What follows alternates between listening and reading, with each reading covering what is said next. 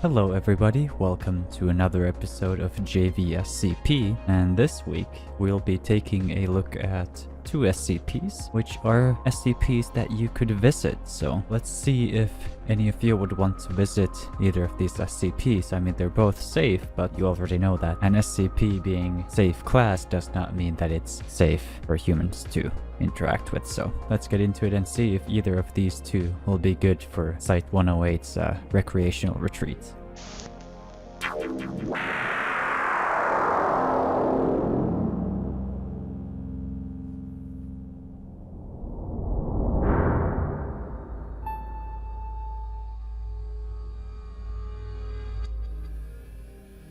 SCP-197 by Sorts from the SCP Wiki.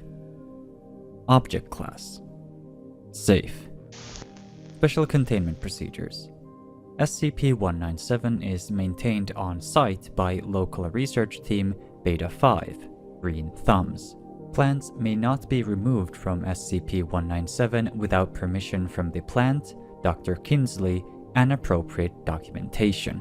Plants which are removed from SCP-197 must be monitored and retrieved if necessary. Notice the previous passage has been redacted and removed from the current Special Containment Procedures of File SCP-197. The current section for Special Containment Procedures reads: To maintain secrecy, SCP-197 has been emptied and abandoned. Under cooperation with local city officials, the building and many other nearby structures have been condemned. On-site security are to check the premises on a weekly basis to physically remove any plant material. The use of fire is not recommended, unless it is necessary to facilitate the total removal of any vegetation found within SCP-197. Herbicides are to be applied on a monthly basis to discourage any future attempt at growth. Description: SCP-197 is a plant nursery and greenhouse located at... Currently, the site is abandoned, although previous containment procedures were to maintain the location as a nursery. Most of the anomalous properties of 197 are located within the glass structure of the greenhouse, although research conducted at the time of the site's abandonment suggests that 197 has a wide sympathetic influence on the surrounding area, which has displayed a level of deterioration equal to SCP-197 itself. Organisms within the kingdom Plantae that grow within or are introduced to the greenhouse take on additional characteristics, including self-awareness, sensory awareness, sapience, and capacity for language and mobility, despite a lack of nervous system, brain, sensory organs, vocal cords, or musculature. Organisms also typically have an increased growth rate and elongated lifespan. Angiosperms that flower only at night or for short periods of time will be in a perpetual state of bloom while within SCP-197. Organisms removed from SCP-197 cease to display anomalous properties, but will retain their hardiness and overall health. Organisms which lose their sapience upon removal from SCP-197 will regain it upon reintroduction with no change in personality. With few exceptions, these organisms do not appear to greatly value their sentience, and are often eager to leave SCP-197 despite being unable to experience the world outside as anything other than a typical member of their species. All organisms animated by SCP-197 displayed positive personality traits and affection for Foundation personnel and other forms of life, even carnivorous plants introduced as part of Experiment 197-63 Seymour. SCP-197 duty was often used as both a reward and therapy for agents and researchers who have concluded a stressful assignment or experienced a traumatizing event, as interactions with animated organisms were almost universally described as relaxing. Under the direction of the late Dr. Kingsley, SCP-197 testing involved distribution of organisms cultivated within SCP-197 to the public at large. A positive influence upon the poor urban community around 197 was noted immediately, with both a reduction in crime and an increase in the average standard of living that has equally been reversed following the condemnation of SCP-197. Dr. Kingsley theorized that this was a result of SCP-197 itself, creating a cycle of nurturing symbiosis between the community and plant life. Addendum SCP-197-1 Testing and maintenance of SCP-197 was halted following Incident 197-A644. Dahlia Kingsley's decapitated body was found within the greenhouse, her severed head cradled within an empty flower pot being held by an ivy that had been present at the site since the time of its discovery. Dahlia was the daughter of lead researcher Dr. Kingsley, and a trained botanist who was alone inside SCP-197 at the time of her death. This was the first instance of any act of violence on the part of organisms raised within SCP-197. The ivy plant responsible for the killing compared its action to picking a pretty flower and displayed no remorse, although it expressed concern over Dr. Kingsley's reaction and well-being. All organisms distributed from SCP-197 were retrieved and eradicated. Those within SCP-197 were eradicated upon removal from the site, with the exception of the ivy.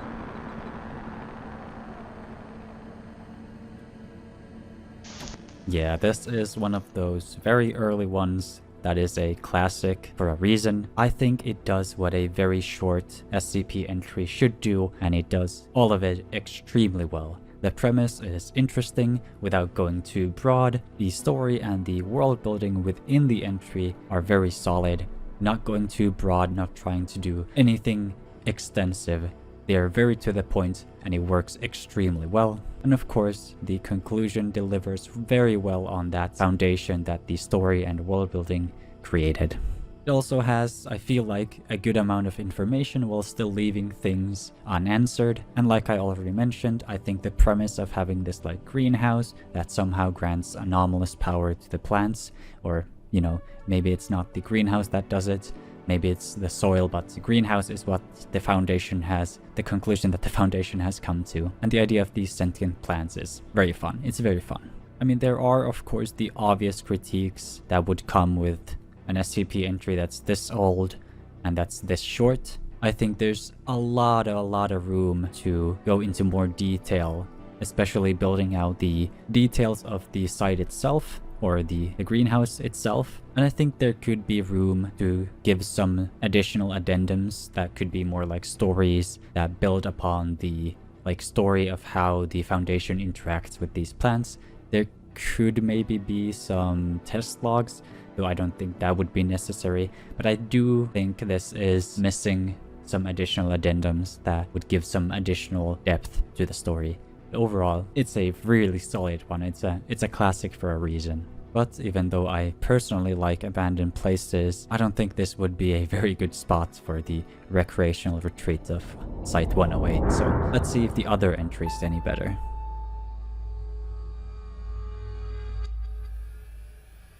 SCP-2397 by Murklins from the SCP Wiki. Object Class: Safe. Special Containment Procedures. Provisional Site-193 has been established in order to maintain SCP-2397. The anomalous area, as well as a buffer zone of 100 meters on all sides, is currently enclosed by 4.5 meter tall chain link fencing on all sides. Signs are to be posted around the site's perimeter, warning of physical hazards relating to the area's history of mining activity. Any civilians found approaching or within the fenced area are to be interrogated, administered Class C amnestics, and released. Description: SCP-2397 is a square region of land, 1.3 kilometers to a side, located several miles outside of a small town of Alaska. near the site of Alaska route.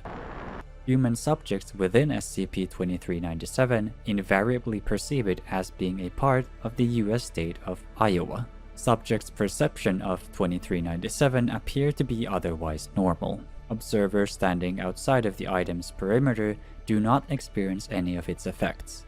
In addition to this peculiar anomaly, other abnormal phenomena sometimes occur within SCP-2397.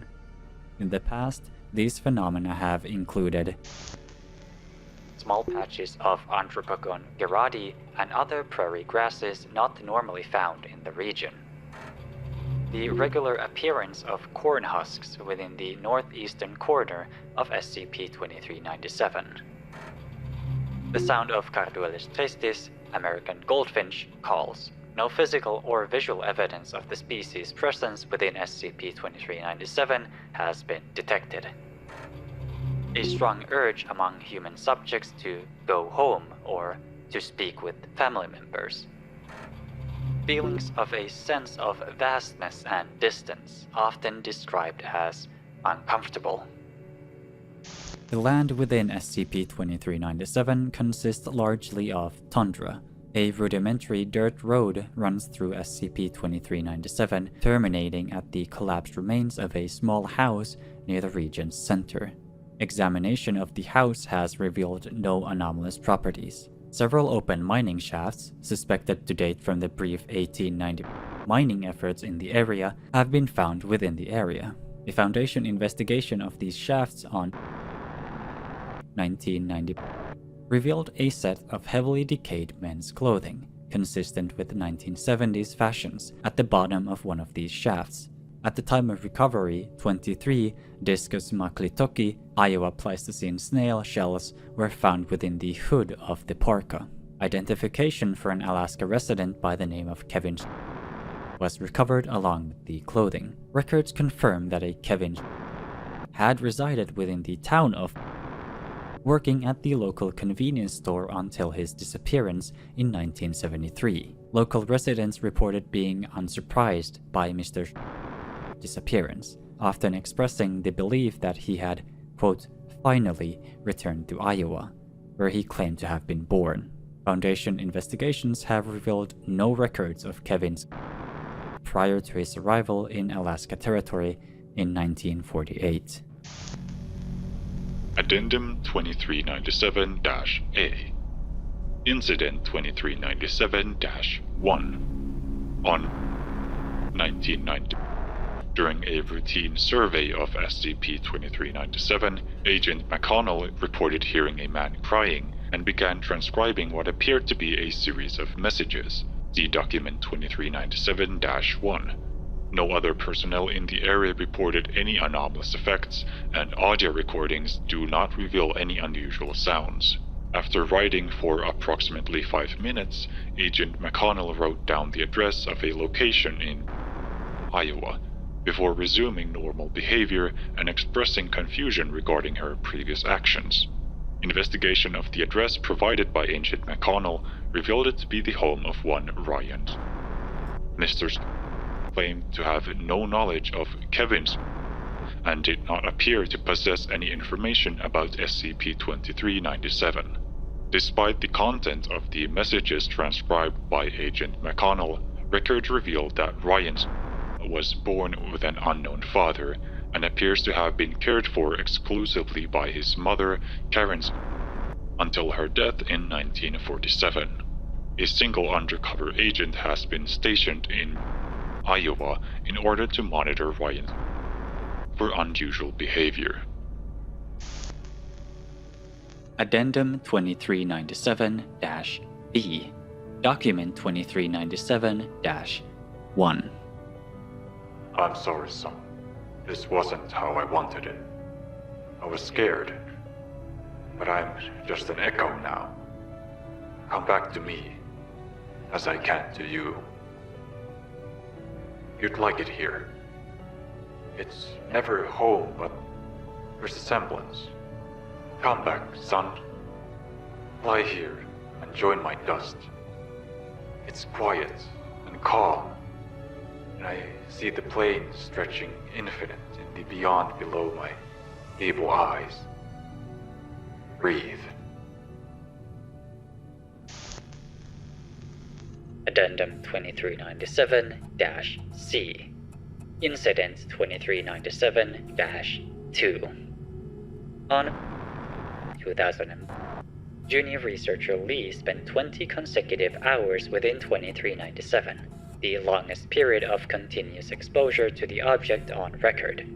Near the end of this period, researcher Feng, the only other individual within SCP-2397 at the time, reported that junior researcher Lee had become panicked and had begun to speak incoherently about her hometown of Wisconsin. After several minutes of this behavior, junior researcher Lee approached one of the open mining shafts within SCP-2397, later identified as the same shaft within which Mr.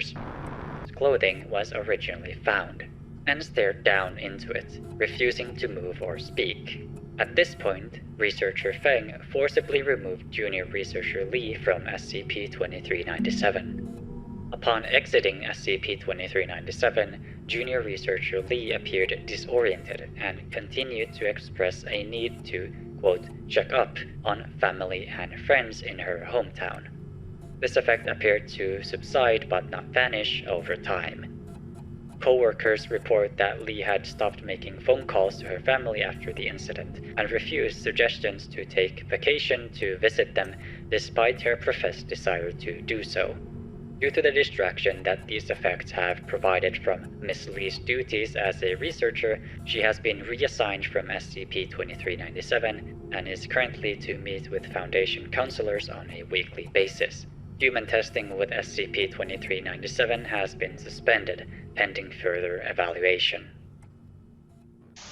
Another one that is quite short and quite old, and another one that I think works really well. I think probably my favorite detail is the fact that, as we see in the case of junior researcher Lee, the people affected do not actually act upon their need to go visit their hometown, or they don't act upon this like anomalous longing, which I think makes it a lot more interesting than if it was just this anomalous longing that people, well, acted upon. I think it offers a much more interesting reading into the overall story of how this anomaly came to be when the longing isn't like truly honest, you know?